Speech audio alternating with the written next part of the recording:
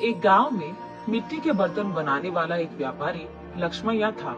वही उसके परिवार का व्यापार था। मिट्टी से खाने के बर्तन, भगवान के लिए दिया, मटके, पानी पीने वाले बर्तन, पशुओं के लिए बर्तन, अलग प्रकार के भगवान के मूर्ति, खिलौने बनाते हुए वो जी रहा था। लाभ ना आने के बावजूद और उसके बीवी बच्चे के हमेशा ना कहने के बावजूद भी वो उसी व्यापार में भरोसा रखता था। अलग प्रकार के मिट्टी के बर्तन बनाते हुए वो उसी काम में निमग्न हो जाता था। लेकिन समय बदल गया है। पहले की तरह कोई भी अब मिट्टी के बर्तन नहीं खरीद रहा है। इसी कारण कई साल से लक्ष्मैया को 1 रुपए का लाभ भी नहीं है, उल्टा पूरा नुकसान हो रहा है। इसी कारण वो यही हमेशा सोचता था कि काम में कुछ नया करना होगा और उसी सोच में पड़ जाता था। उसको कोई और काम ढूंढने के लिए और 4 रुपए की कमाई घर लाने के लिए कह कहकर थक गई है उसकी पत्नी अन्नपूर्णा। और उसके बच्चे, आज के दिन में कौन खरीदेगा पापा ये आपके मिट्टी के बर्तन? आप वो काम छोड़कर हमारे साथ शहर आ जाइएगा, वहाँ आपके लिए अच्छा काम हम ढूंढ कर रहेंगे। ऐसे भी बहुत बार बोलकर देख चुके हैं, फिर भी नहीं माने लक्ष्मैया। और इस कारण बच्चे लक्ष्मैया से कुछ कहना भी बंद कर दिए। एक दिन लक्ष्मैया धूप में काम कर कर के थक कर वही मौजूद मिट्टी के मटके में से पानी लेकर पी रहे होते हैं। हाँ, इस गर्मी के मौसम में ठंडे पानी के लिए मिट्टी के मटके रखते थे। अब न जाने क्या हो गया लोगों को।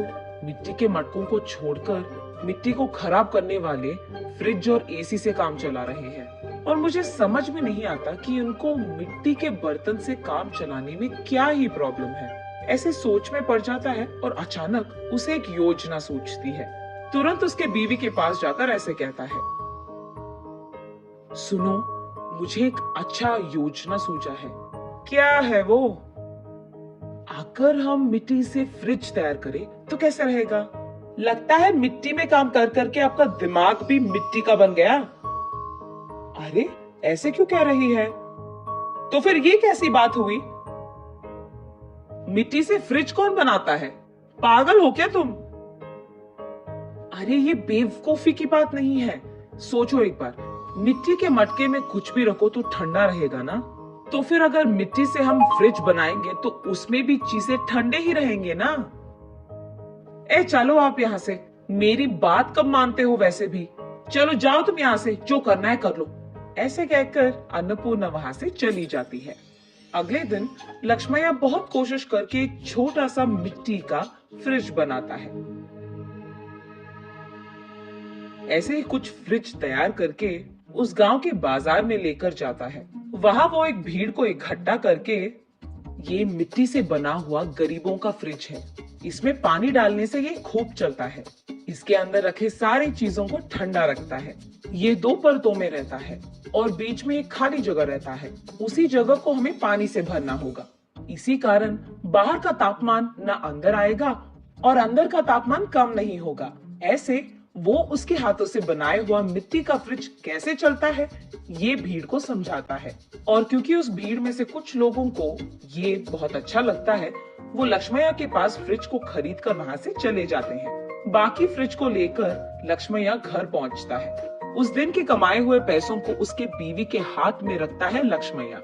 उन पैसों को देख आश्चर्यचकित होकर अन्नपूर्णा ऐसे कहती है, क्या इतने पैसे मिले आपको इस बार? आज गरीबों का फ्रिज कुछ बिक गए। बाप रे, ये सच है क्या? इसका मतलब तुम्हारे मिट्टी के फ्रिज को खरीदने वाले लोग भी हैं। चलो अच्छा है, कुछ तो आया हाथ में। इतने दिनों में कुछ पैसे तो घर लाए तुम। ये कहकर वो वहां से चली जाती है। ऐसे लक्ष्मैया उसके बाद कुछ और मिट्टी के फ्रिज को बनाकर बाजार लेकर जाता है। कुछ दिन बाद सारे जिला में ये बात फैल जाती है कि लक्ष्मैया का गरीबों का फ्रिज बिजली के बिना ही चलती है।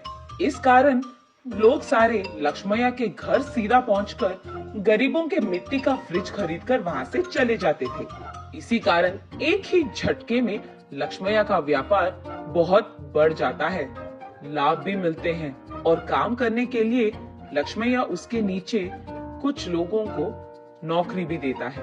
ये सब देख अन्नपूर्णा अपनी आंखों का भरोसा ही नहीं कर पा रही थी।